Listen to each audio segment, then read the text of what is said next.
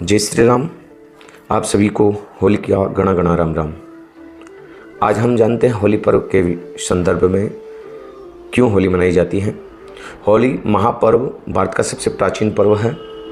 भारत जैसे विशाल जनसंख्या वाले देश में विविध प्रकार की बहुसंख्यक जातियों के होने की संभावना भारतीय ऋषियों ने शताब्दियों पहले ही सोच ली थी और उनके पारंपरिक बंधुत्व भाव को सुदृढ़ करने के लिए उन्होंने होलिका उत्सव जैसे मनमोहक पर्व का श्री गणेश किया कि ब्राह्मण, क्षत्रिय, वैश्य, शूद्र और अन्य सभी जातियों के सभी लोगों को एक होकर के फाल्गुन मास में सदैव होने वाली इस क्रीड़ा में भाग लेना चाहिए।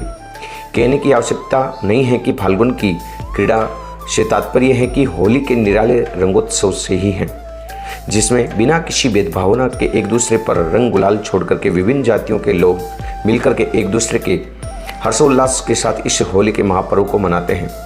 होली का यह महान उत्सव प्राय सारे भारत में आज से नहीं, ईसा से हजारों वर्ष पूर्व से मनाया जा रहा है। प्रहलाद संबंधी पौराणिक गाथा तो आप सभी जानते ही हैं। प्रहलाद की बुआ होलिका उन्हें गोद में लेकर इस उद्देश्य से अग्नि में बैठी थी कि प्रहलाद जल जाएंगे और वह अपनी अग्नि सिद्धि के प्रभाव से बच जाएगी, किंतु हुआ उल्टा। प्रहलाद का बाल भी बांका न हुआ और होलिका भस्म हो गई।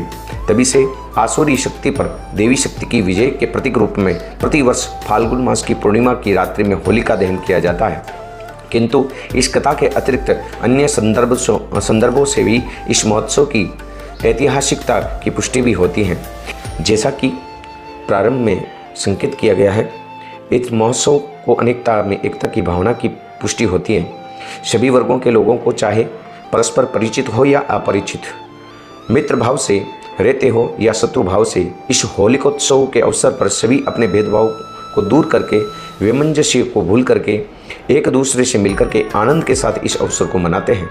ये अवसर वर्तमान परिस्थितियों में भारत के लिए कितना उपयोगी है, ये कहने की आवश्यकता नहीं है।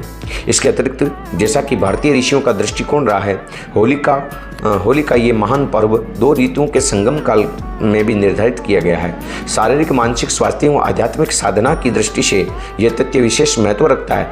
ऋतु परिवर्तन के साथ ही मौसम बदलता है, जिसका प्रभाव पाचन शक्ति पर पड़ता है। अतएव खान पान में सुधार करना अति आवश्यक है और मानसिक प्रवृत्ति में भी सहज परिवर्तन होता है, जिसके अनुसार संयम और अनुशासन के प्रति ध्यान देना होता है। आइए अब हम जानते हैं होली का पूजन करने के बाद तीन जो महत्वपूर्ण जो क्रियाएं होती है वो कौन सी करनी होती है। आइए जानते हैं।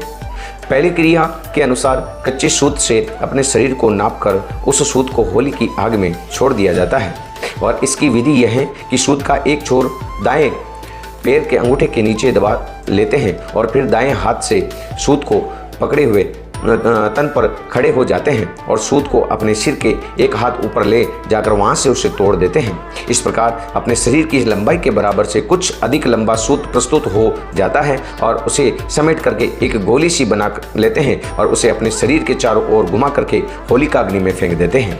दूसरी क्रिया इस प्रकार की है कि इसमें सरसों के तेल और आटे को मिलाकर के उपटन बनाया जाता है, जिसे हाथ पैर आदि अंगों में लगा करके मेल छुड़ाया जाता है और इस मेल को भी एकत्र करके होली की अग्नि में डाल दिया जाता है। और तीसरी क्रिया में होलिका अग्नि की 3 बार परिक्रमा करनी चाहिए। उक्त 3 क्रियाओं को करने के बाद उपस्थित सभी लोग एक दूसरे से गले मिलते हैं और परस्पर अबीर गुलाल लगाते हैं तथा हास परिहास करते हैं और इन तीनों ही क्रियाओं का दूरगामी महत्व है। इनके प्रभाव से आने वाले नए वर्ष के काल में शरीर विविध प्रकार के रोगों की चपेट में आने से बचा रहता है, स्वास्थ्य अच्छा बना रहता है और मन की विचार धारा भी सन्मार्ग की ओर उन्मुक्त होती हैं। होली रात्रि में जलाई जाती है।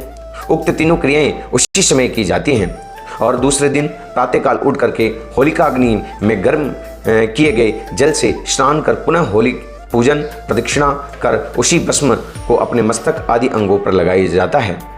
तब रंगोत्सव प्रारंभ हो जाता है। फिर उसके बाद में रंगोत्सव खेला जाता है। हिंदुओं का होली का पर्व अति प्राचीन है।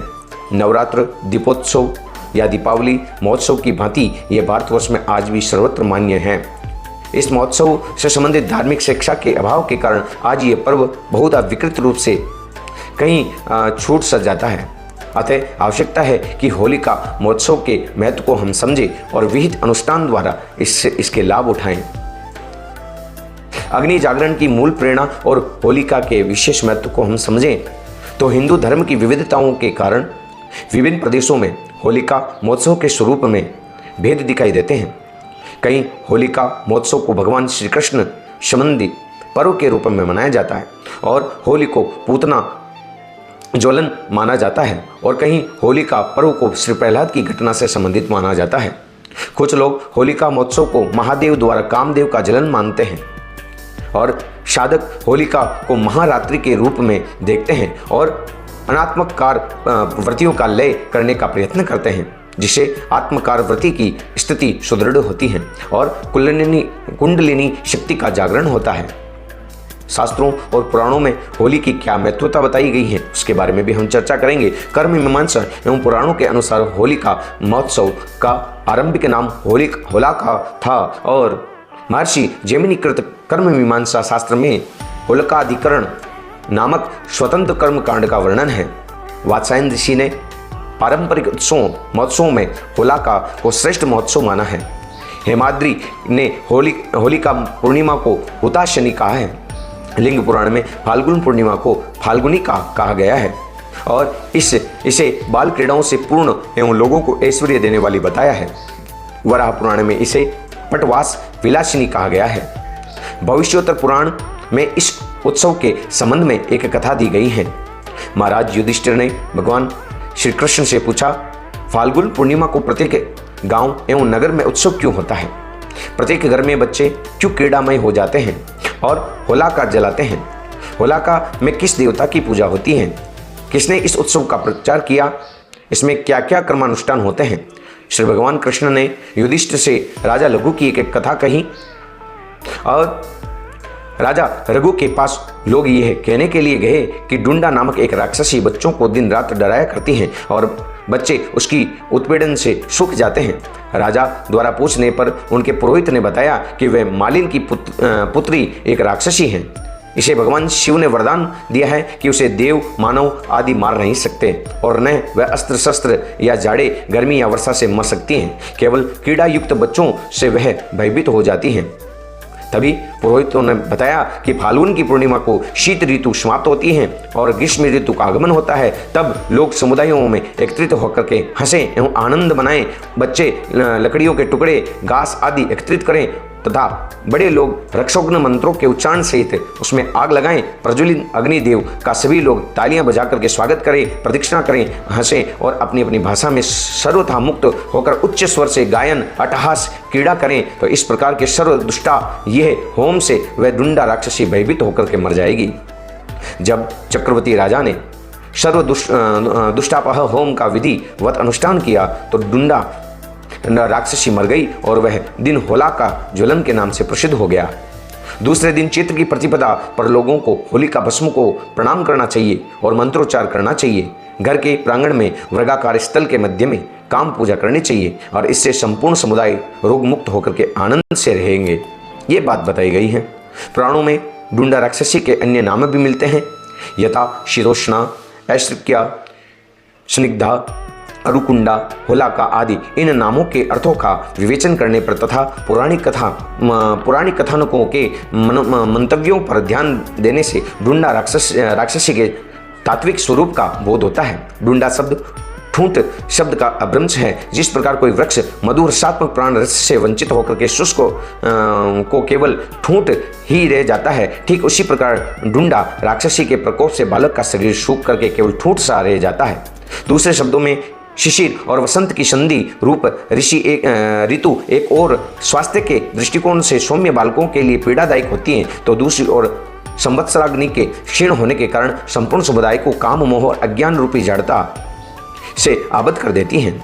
इससे बचने के लिए ही हमारे ऋषियों ने रंगवर्षण और रागिनी मय उत्सव के रूप में सर्व दुष्टापह अग्नि प्रज्वलन का विधान हमें दिया।